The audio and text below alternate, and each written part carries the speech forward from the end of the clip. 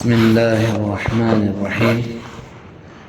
الحمد لله رب العالمين والعاقبة للمتقين، والصلاة والسلام على سيد الأنبياء والمرسلين وعلى آله وصحبه أجمعين.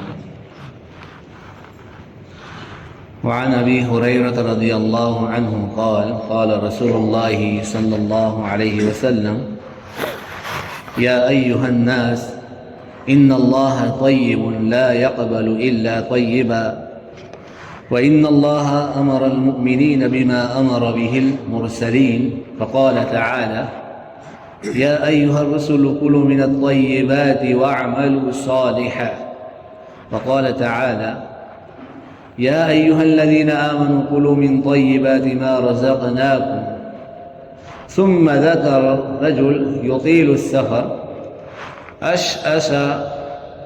أشعث أغبر يمد يديه إلى السماء: يا ربي يا ربي، ومطعمه حرام ومشربه حرام وملبسه حرام وغذي بالحرام فأنى يستجاب لذلك. رواہ مسلم. یہ ہمارا جو ریاض الصالحین کا جو درس چلتا ہے اس میں متفرق حدیث چل رہی ہے. تو فتنہ دجال اور دیگر علامت قیامت کے اندر سے ہے، اور اس میں رزق حلال کی اہمیت کے متعلق قرآن کریم کی آیت اور اللہ کے نبی صلی اللہ علیہ وسلم کی احادیث مبارکہ پڑھی. یہ روایت ابو ہریرہ رضی اللہ تعالیٰ عنہ سے ہے. فرماتے ہیں کہ نبی کریم صلی اللہ علیہ وسلم نے ارشاد فرمایا: اے لوگو، اللہ تعالیٰ کی ذات پاک ہے، یعنی ان اللہ طیب، اور وہ پاک چیز ہی کو قبول کرتا ہے. اللہ تعالیٰ جس چیز کو قبول کرتا ہے وہ پاک چیز کو قبول کرتا ہے. اور اللہ تعالیٰ نے ایمان والوں کو بھی اسی چیز کا حکم دیا ہے، اور جس کا رسول اور نبیوں کو بھی حکم دیا ہے. یعنی ایمان والوں کو بھی وہی چیز کا حکم دیا ہے جس کا حکم رسول اور نبیوں کو بھی دیا ہے. ایمان والوں کو کیا حکم دیا اور نبیوں کو کیا حکم دیا؟ تو آگے حضور صلی اللہ علیہ وسلم نے دونوں آیتیں پیش فرماتے ہیں. پہلی میں جو میں نے پڑھی، پہلی آیت میں رسول کو حکم دیا گیا: اے رسول، حلال اور پاکیزہ مال یعنی روزی کھاؤ اور نیک عمل کرو. یہ کس کو بولا؟ رسول کو. اور باری تعالیٰ نے فرمایا: اے ایمان والو، ہماری دی ہوئی روزی میں سے حلال کھاؤ. ایمان والوں کو فرمایا. تو حضرت ابو ہریرہ رضی اللہ تعالیٰ عنہ فرماتے ہیں حضور صلی اللہ علیہ وسلم نے ارشاد فرمانے کے بعد ایک آدمی کا تذکرہ کیا، ایک آدمی کا حدیث کے اندر، جو ایک لمبے سفر پر روانہ ہوتا ہے، اور جن لوگوں کی دعاؤں میں اللہ تعالیٰ کے ہاں قبول ہوتی ہے ان میں ایک مسافر بھی ہے، یعنی مسافر کی دعا قبول ہوتی ہے. اب وہ سفر چاہے حج کا ہو یا عمرہ کا ہو یا طلب علم کا ہو یا تبلیغ کا ہو، دعوت و تبلیغ کا ہو، کوئی بھی ہو. مطلب یہ ہے کہ کسی بھی نیک کام کے لیے سفر کیا جائے اور کوئی آدمی مباح کام کے لیے سفر میں نکلے تو کیسی ہی سہولتیں کیوں نہ ہو، پھر بھی اس کو کیا ہوتی ہے؟ تکلیف ہوتی ہے. اب وہ مطلب یہ ہے کہ کسی بھی نیک کام کے لیے سفر جائے، اور آدمی کوئی بھی سفر کے لیے جاتا ہے، سفر میں تکلیف آتی ہے، پریشانی آتی ہے راستے میں، اور اس کے مزاج کے خلاف وہ چیزیں کبھی کبھی ایسی ہوتی ہے، اس کو پریشانیاں ہوتی ہے کہ جس کی وجہ سے طبیعت پر برا اثر ہوتا ہے، جس کی وجہ سے آدمی کی طبیعت کے خلاف ہو جاتا ہے، جس کی وجہ سے طبیعت پر اثر ہوتا ہے. تو اس حالت میں انسان پریشانی کی حالت میں اللہ سے جو دعا کرتا ہے تو اللہ تعالیٰ اس کی دعا کو قبول کرتے ہیں، یعنی مسافر کی. تو سفر کی وجہ سے ویسے بھی اس قابل تھا کہ اس کی دعا قبول کی جاتی، ایسے بھی سفر میں دعا قبول ہوتی ہے، اور اس کے اوپر اس کو تکلیف بھی ہو رہی ہے. تو ساتھ ہی اس کے بال بکھڑے ہوئے، یعنی کیسے سفر میں انسان کیسا ہوتا ہے، گھر میں تو اچھے سے رہتا ہے، سفر میں جاتا ہے کیسے حالت ہوتی ہے، انسان کے کپڑے گندے ہو جاتے ہیں، بال ایسے ہو جاتے ہیں، ویسے ہر چیز ایسے ہو جاتے، غبار آلود ہو جاتے ہیں. ایسی حالت میں دعا کے واسطے آسمان کی طرف ہاتھ اٹھاتا ہے اور پکارتا ہے: اے میرے اللہ، اے میرے رب، یعنی دعا کرتا ہے. تو حضور صلی اللہ علیہ وسلم یہ بتلانا چاہتے ہیں کہ اس کی حالت کا تقاضا تو ہے کہ اس کی دعا ضرور قبول ہوئے، یعنی اس کی دعا ضرور قبول ہوئے. لیکن اس کا حال یہ ہے کہ اس کا کھانا کیسا ہے؟ حرام. اس کا پینا کیسا ہے؟ حرام. اس کا لباس کیسا ہے؟ حرام. تو اور جس حرام غذا کے ذریعے اس کی پرورش ہوتی ہے، حرام کھاتا ہے، تو بھلا اس کی دعا کیسے دعا قبول ہوگی؟ چاہے وہ سفر کے اندر بھی ہے پھر بھی اس کی دعا قبول ہوتی نہیں ہے، کیونکہ اس کا کھانا حرام ہے، اس کا پینا حرام ہے، اس کا جو بدن جو بنا ہوا ہے حرام کھانا کھانے سے بنا ہوا ہے، حلال کا نہیں. تو معلوم ہوا حرام غذا کے اثرات یہ ہے، اس کی وجہ سے انسان کتنی بھی دعا کرے اس کی دعا قبول ہوتی نہیں ہے.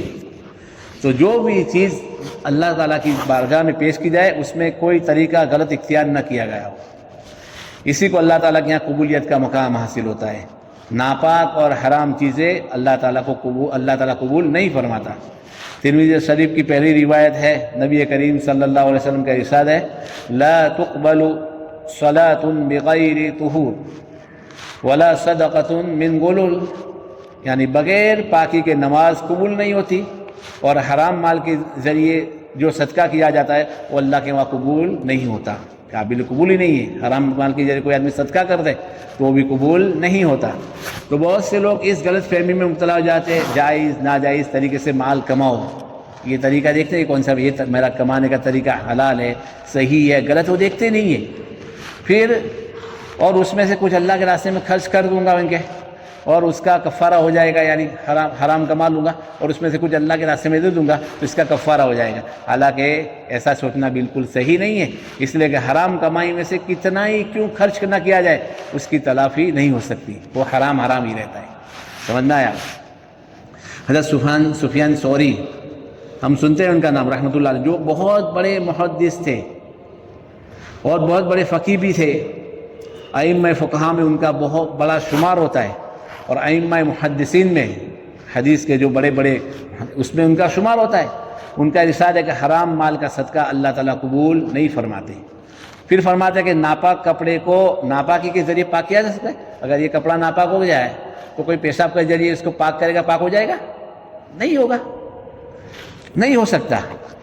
تو اسی طریقے سے اگر کوئی آدمی حرام مال حاصل کرتا ہے اور پھر اس میں سے کچھ صدقہ کرتا ہے، حدیث پاک میں آتا ہے کہ وہ صدقہ اللہ کے ہاں قبول نہیں ہے، بلکہ یہ تو اس کے لیے اور زیادہ وبال ہے.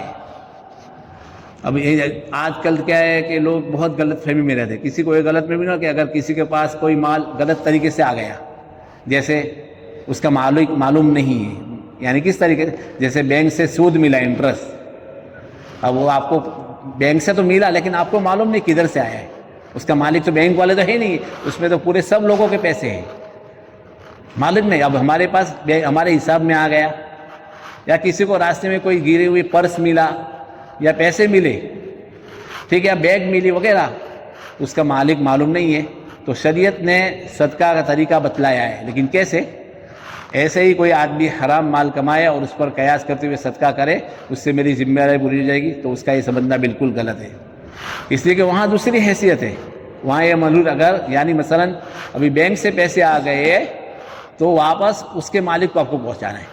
اب آپ اس کے مالک کو ڈھونڈو گے، ملے گے نہیں، کیسے پہنچاؤ گے؟ تو لاسٹ میں یہ طریقہ اس کا ہے، اس کو صدقہ کر دینا ہے، اور وہ بھی بغیر ثواب کو، اس کو کوئی ثواب ملے گا نہیں. یا کسی کی کوئی چیز راستے میں مل گئی، کسی کا پرس گلا تھا، کوئی چیز مل گئی، تو آپ اس کو اس کے مالک کو ڈھونڈیں گے. اگر وہ مل جائے تو ٹھیک ہے، اس کی کوشش کرنے کے باوجود بھی نہیں ملے. اگر وہ آدمی اگر مر گیا تو اس کے ورثہ کو پہنچانا ضروری ہے. اگر اس کے ورثہ کو بھی وہ پہچانتا نہیں ہے وہ چیز اس کو ملی تھی، تو پھر لاسٹ میں وہ صدقہ کر دیا جائے گا، لیکن وہ کس کی طرف سے؟ اس آدمی کی طرف سے، اپنی طرف سے نہیں ہوگا. وہ سمجھنا ہے. اس لیے یہ اس کے اندر بہت احتیاط کی ضرورت ہے، ایسی چیزوں کے اندر انسان کو بچنا چاہیے. اب حلال مال کھاؤ اور نیک عمل کرو، یعنی انسان کا قرآن میں کہتا ہے یا ایھا الرسول کلوا من الطیبات واعملوا صالحا، تو حلال پاکیزہ مال روزی کھاؤ اور نیک عمل کرو.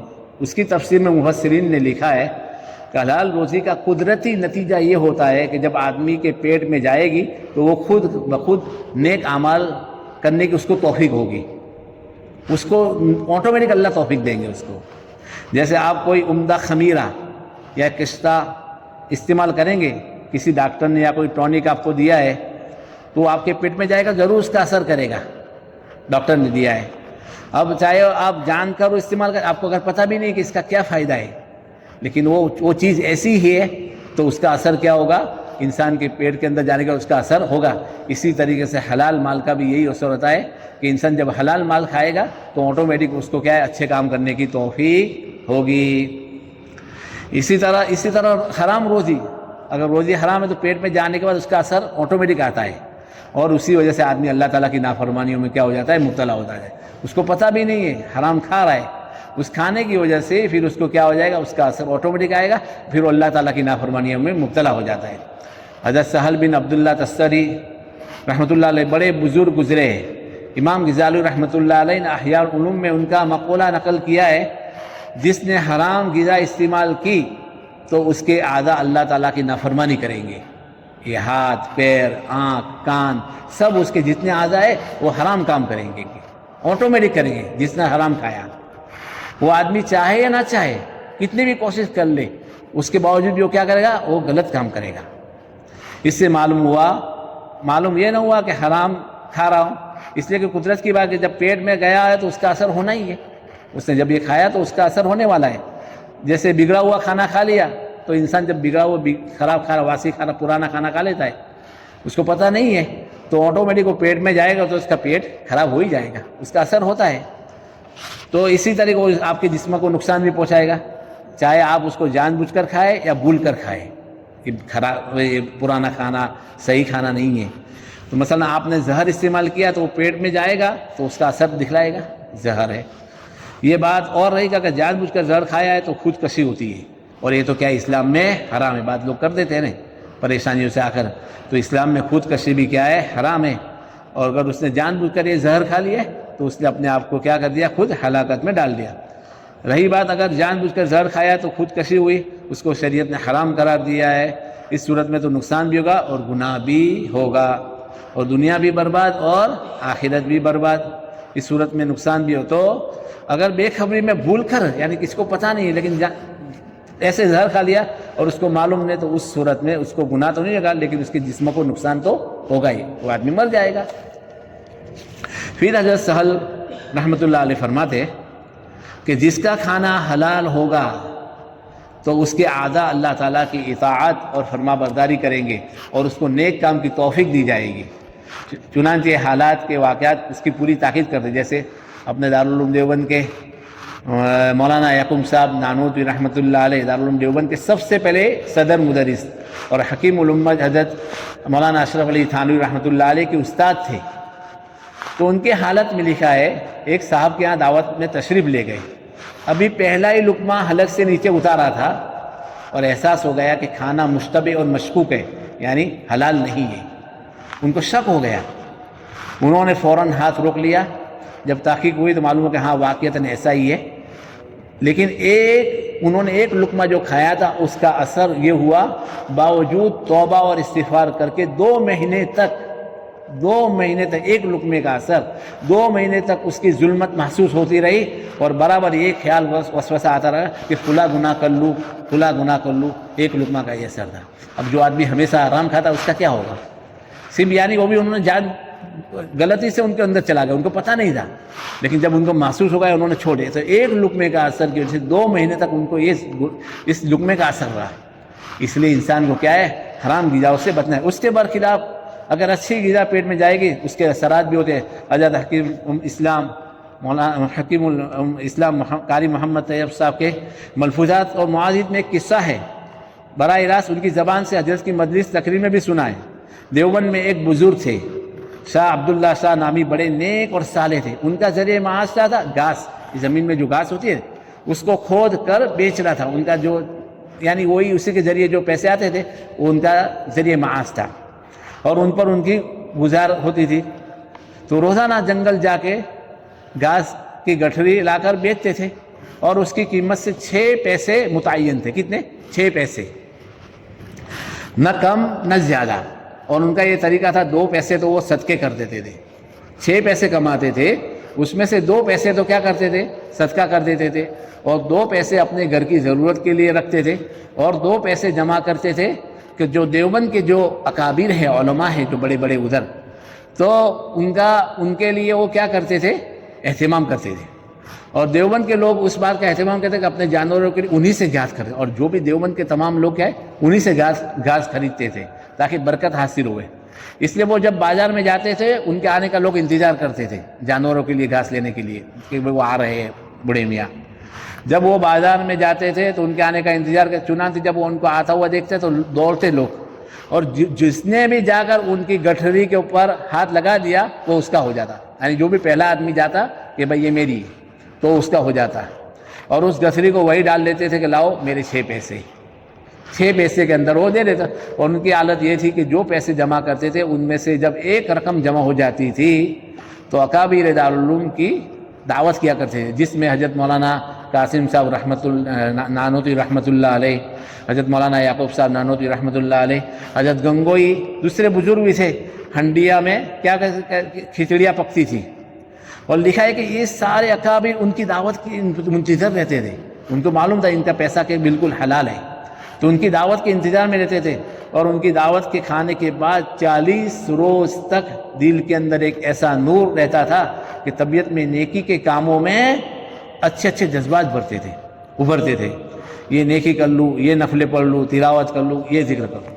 آپ سوچئے، یعنی نیکی کا کیا ہے، نیکی کا اثر بھی کیا ہے، حلال کا بھی اثر بتا دیا، حرام کا بھی اثر بتا دیا۔ ایک مرتبہ وہی جو گٹھری لے کے آ رہے تھے یہ تو ایک سپاہی گھوڑے پہ جا رہا تھا، تو ان لوگوں کی زیادتی کی عادت ہی ہوتی ہے کہ سپاہی لوگوں کی، زیادہ تر پولیس والوں کی ان کی، تو ان کا طریقہ ہوا کرتا اس سے کچھ لیا ہے تو اس کو مار کر ان کو چھین لیا ہے، وہ گٹھری انہوں نے چھین لی۔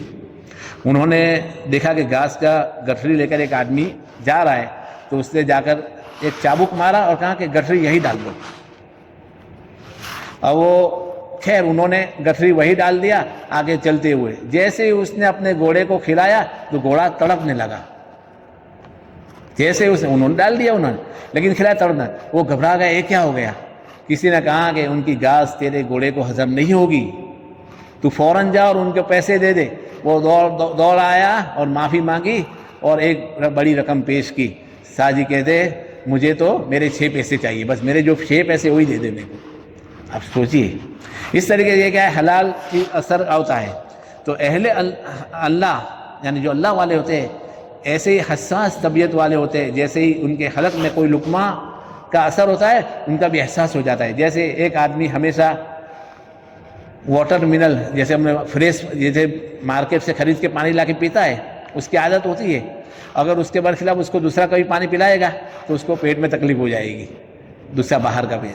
تو اسی طریقے سے جو آدمی حلال کھاتا ہے تو اس کو فوراً معلوم ہو جاتا ہے کہ بھائی یہ چیز حرام ہے۔ تو اسی طریقے سے بجلی ہم کو عادت بن گئی ہے کہ یہاں پہ بجلی بند ہوتی، لائٹ جاتی نہیں کبھی، لیکن اگر کبھی غلطی سے اگر 5 منٹ بجلی چلی گئی تو کیا کریں گے، پریشان ہو جائیں گے۔